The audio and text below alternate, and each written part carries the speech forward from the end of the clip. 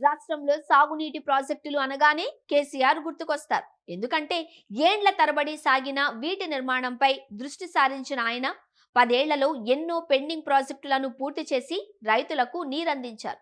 ఖచ్చితమైన ప్రణాళిక, వనరుల సమీకరణ, అధికారుల నియామకం, సత్వర నిర్ణయాల ఫలితంగానే 10 ఏళ్ల కాలంలో అనేక అద్భుతాలను చేసి చూపారు. భక్త రామదాసు తుమ్మిళ్ల ఎత్తిపోతల పథకాలనైతే కేవలం 10 నెలల కాలంలోనే సాకారం చేశారు. స్వరాష్ట్రంలో చేపట్టిన కీలక ప్రాజెక్టులన్నీ దాదాపు పూర్తి చేయడం కేసీఆర్ లక్ష్య సాధనకు నిదర్శనం. వాటిలో మచ్చుకు కొన్నింటి వివరాలు సంక్షిప్తంగా. ఉమ్మడి ఖమ్మం జిల్లా రైతాంగానికి గోదావరి జలాలను అందించేందుకు వీలుగా రూపొందించిన సీతారామ ఎత్తిపోతల పథకానికి టేకులపల్లి మండలం రోళ్లపాడు వద్ద 2016 ఫిబ్రవరి 16న శంకుస్థాపన చేస్తున్న అప్పటి ముఖ్యమంత్రి కేసీఆర్. 8 ఏళ్లలో 7,400 కోట్లు ఖర్చు చేసిన కేసీఆర్ ప్రభుత్వం ప్రాజెక్టు నిర్మాణాన్ని దాదాపు పూర్తి చేసింది.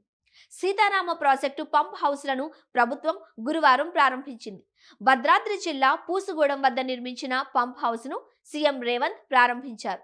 బీజీ కొత్తూరు పంప్ హౌస్ను మంత్రి కోమటిరెడ్డి, కమలాపురం పంప్ హౌస్ను ఉప ముఖ్యమంత్రి భట్టి విక్రమార్క స్విచ్ ఆన్ చేసి ప్రారంభించారు. 8 నెలలు గడిచిపోయాయి. ఒక్క పంపును బిగించలేదు. ఒక్క మోటారైనా కొత్తగా పెట్టలేదు. పైగా సీతారామ ప్రాజెక్టే వృధా అన్నారు.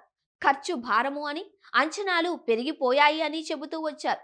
తీరా ఇప్పుడు ఆ ప్రాజెక్టు తామే కట్టామని, క్రెడిట్ అంతా తమదేనని అంటున్నారు. కానీ ఖమ్మం ప్రజలకు తెలుసు ప్రాజెక్టు ఎవరి ఆలోచనో, ఎవరి ప్రయత్నము, ఎవరి కష్టము. కాంగ్రెస్ పాలనలో తట్టెడు మట్టి కూడా తీయకుండా ఆగిపోయిన ప్రాజెక్టులను పట్టాలెక్కించి పరుగులు తీయించింది కేసీఆర్. ఒకటి కాదు, రెండు కాదు, పదుల సంఖ్యలో ఎత్తిపోతల పథకాలను వేగంగా పూర్తి చేసిన ఘనత కేసీఆర్దే.